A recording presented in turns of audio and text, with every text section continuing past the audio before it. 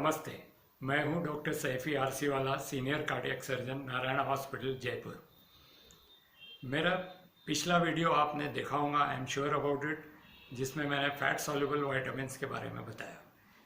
वो पार्ट 1 था। अब पार्ट 2 में मैं कुछ चीज़ें बताना चाहूँगा फैट सॉल्युबल वाइटामिन्स के बारे में। जैसे कि मैंने मेरे पहले वीडियो में बताया कि फैट सॉल्युबल वाइटामिन्स और वाटर सॉल्युबल वाइटामिन्स दोनों वाइटामिन्स बहुत इंपॉर्टेंट है, स्पेशली ये कोविड के ज़माने में, क्योंकि दोनों वाइटामिन्स से लेने से हमारी इम्यूनिटी बढ़ती है और वो हमें हेल्प करती है डिजीज़ को फाइट करने से। और अगर डिजीज़ होती है तो रिपेरेटिव वर्क और उसको हीलिंग में हमें फ़ायदा पहुंचाती है। तो इसी के साथ मैं आज का वीडियो फैट सॉल्युबल वाइटामिन्स पे कुछ पॉइंट्स बताना चाहूँगा, क्योंकि डिटेल्स मैंने मेरे पिछले वीडियो में सारी बता दी है।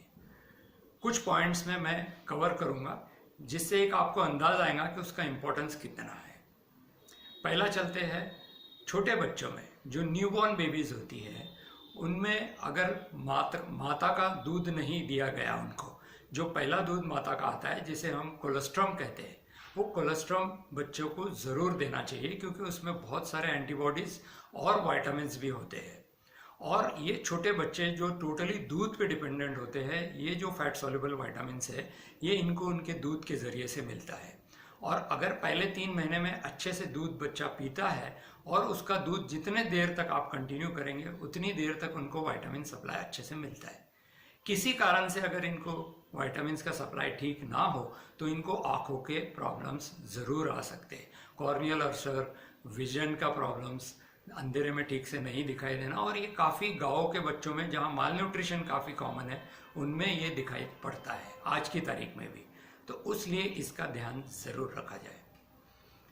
दूसरा आता है कि जिन बच्चों को ब्रोंकियल अस्थमा है, यानी कि दमे की शिकायत है, इन लोगों को दमे की बीमारी की दवाइयों के साथ साथ विटामिन डी सप्लीमेंटेशन आजकल दिया जाता है, क्योंकि विटामिन डी के अपने कुछ फंक्शंस है जो लंग्स में काम करते हैं।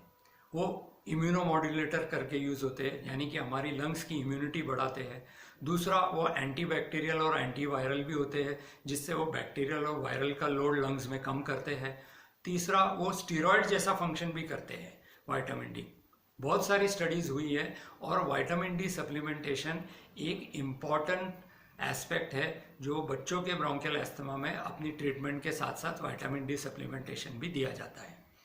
यहाँ तक कि कुछ स्टडीज़ ने ये भी बताया है कि जो माताएं प्रेग्नेंट है और अगर उनको विटामिन डी डेफिशिएंसी है और अगर उनकी विटामिन डी डेफिशिएंसी पूरी की जाती है तो इन बच्चों को ब्रोंकियल अस्थमा नहीं होता है। और जिन माताओं को विटामिन डी डेफिशिएंसी थी, अगर वो बच्चे पैदा होते हैं तो उनको ब्रोंकियल अस्थमा होने की संभावनाएं बढ़ जाती है।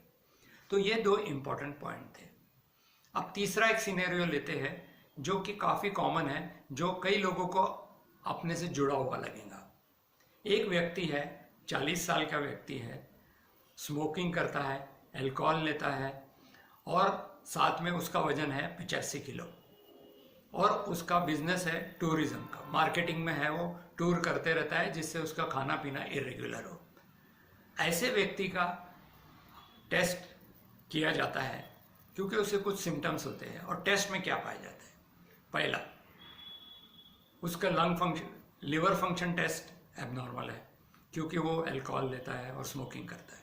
दूसरा, उसको विटामिन डी डेफिशिएंसी है, उसको विटामिन B12 डेफिशिएंसी है। तीसरा, वो प्री डायबिटिक है, उसका ग्लाइकोसिलेटेड हीमोग्लोबिन 6 से ज़्यादा है। चौथा, वो हाइपोथायराइडिज्म पाया जाता है।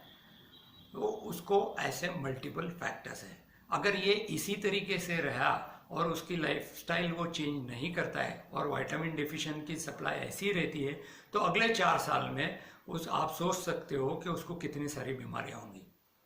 उसे लिवर सेल फेलियर हो सकता है, हाइपोथायराइडिज्म फ्रैंक हो सकता है, फ्रैंक डायबिटीज़ हो सकता है, और डायबिटीज़ से रिलेटेड सारे कॉम्प्लिकेशन हो सकते हैं। अल्कोहल से related alcoholic gastritis leading to liver cell failure, vitamin deficiencies leading to neurological problem, depression, feeling of wellbeing हट जाएगा। बहुत सारे हार्ट प्रॉब्लम्स हो सकते हैं, बहुत सारे प्रॉब्लम्स उसको हो सकते हैं अगर उसने अपना ध्यान नहीं दिया तो।